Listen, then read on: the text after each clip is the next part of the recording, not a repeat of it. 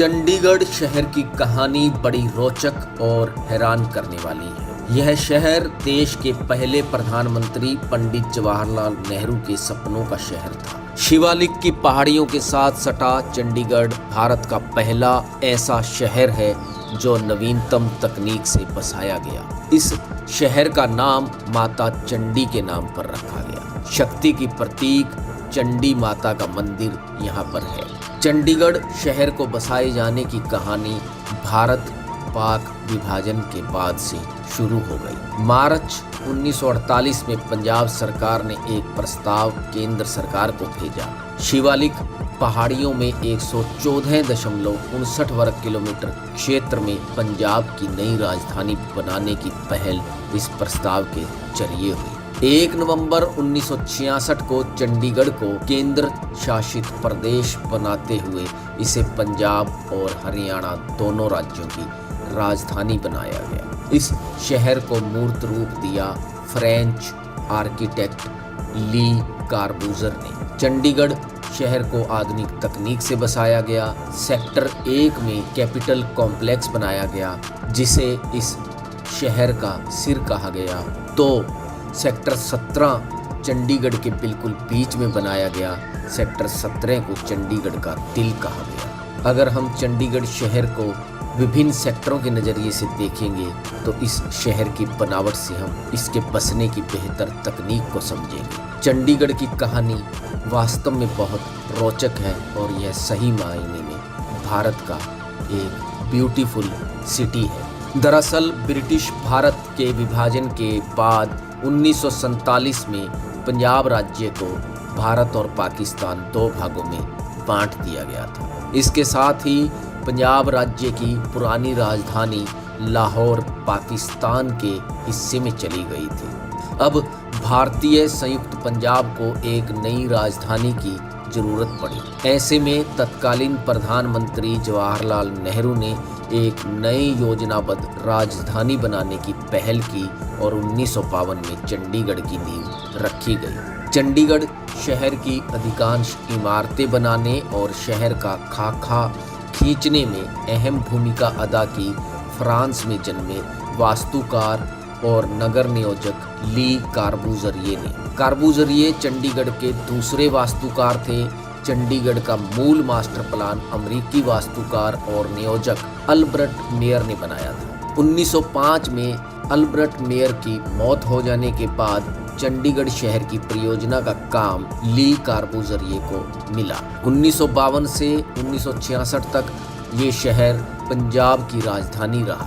1 नवंबर 1966 को हरियाणा का गठन होने के बाद चंडीगढ़ हरियाणा और पंजाब दोनों राज्यों की राजधानी बन गया। अगस्त 1985 में तत्कालीन प्रधानमंत्री राजीव गांधी और अकाली दल के संत हरचंद सिंह लोंगेवाल के बीच हुए समझौते के अनुसार चंडीगढ़ को 1985 में पंजाब को स्थानांतरित होने का एक प्रमुख समझौता हुआ। इसके साथ ही हरियाणा के लिए एक नई राजधानी का भी सृजन होना था, किंतु कुछ प्रशासनिक और सियासी कारणों के चलते स्थानांतरण नहीं हुआ। इस विलंब का मुख्य कारण दक्षिणी पंजाब के कुछ हिंदी भाषीय गांवों को हरियाणा और पश्चिमी हरियाणा के पंजाबी भाषीय गांवों को पंजाब को देने का विवाद था। खैर, यह विवाद आज भी कायम है। चंडीगढ़ की एक खासियत यह भी है कि प्रति व्यक्ति आय के मामले में पूरे देश में चंडीगढ़ पहले स्थान पर है। अगर इस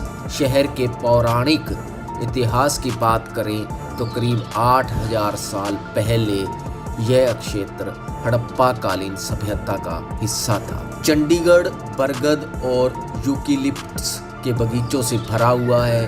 अशोका, कैसिया, शहतूत व कई तरह के वृक्ष यहाँ की शोभा बढ़ाते हैं। शहर को घेरे हुए बड़ा वन्य क्षेत्र है जिसमें अनेक जंतु और पादप प्रजातियां फलती फूलती हैं। हिरण, सांभर, तोते, कठफोड़वे और मोर संरक्षित वनों में निवास करते हैं। सुकना झील में बतखों और गीज जैसे प्रवासी पक्षी सहज ही लोगों को आकर्षित करते हैं। इस शहर में एक शूक अभयारण्य भी है जिसमें पक्षियों की अनेक प्रजातियां देखने को मिलती हैं। चंडीगढ़ में 70 स्क्वायर किलोमीटर में 1 से लेकर 56 सेक्टर हैं। करीब 5.75 वर्ग किलोमीटर में उद्योग हैं तो 5.56 स्क्वायर किलोमीटर में शैक्षणिक संस्थान है। 5.15 वर्ग किलोमीटर एरिया डिफेंस के पास है तो 1.28 वर्ग किलोमीटर भूमि रेलवे के अधीन है। 3.90 किलोमीटर में मनी माजरा कस्बा है तो 11 वर्ग किलोमीटर एरिया पर वन है। इसके अलावा 11.36 वर्ग किलोमीटर में ग्रामीण एरिया आता है।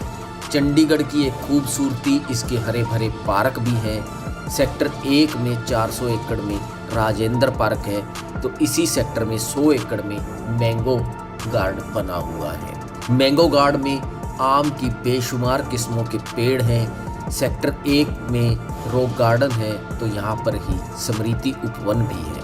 सेक्टर 9 में जवाहर पार्क है तो सेक्टर 10 में फ्लावर गार्डन बना हुआ है। सेक्टर 1 में ही 8 किलोमीटर लंबी लेजर वैली है जो बेहद खूबसूरत है। सेक्टर 14 में पंजाब यूनिवर्सिटी का बॉटनिकल गार्ड है तो सेक्टर 15 में फ्लावर गार्ड बना हुआ है। सेक्टर 16 में जाकिर रोज गार्डन है तो यहीं पर ही शांति कुंज भी बना हुआ है। सेक्टर 21 में पैरट गार्डन, 22 में मूनलाइट पार्क, सेक्टर 23 में ड्रीम पार्क और सेक्टर 23 में ही चिल्ड्रन ट्रैफिक पार्क बना हुआ है। चंडीगढ़ जब बसा था तो यहाँ की आबादी बहुत कम थी, ट्रैफिक भी बहुत कम था। अब इस शहर को ट्रैफिक और इंसानी आबादी ने थोड़ा बेतरतीब सा कर दिया है।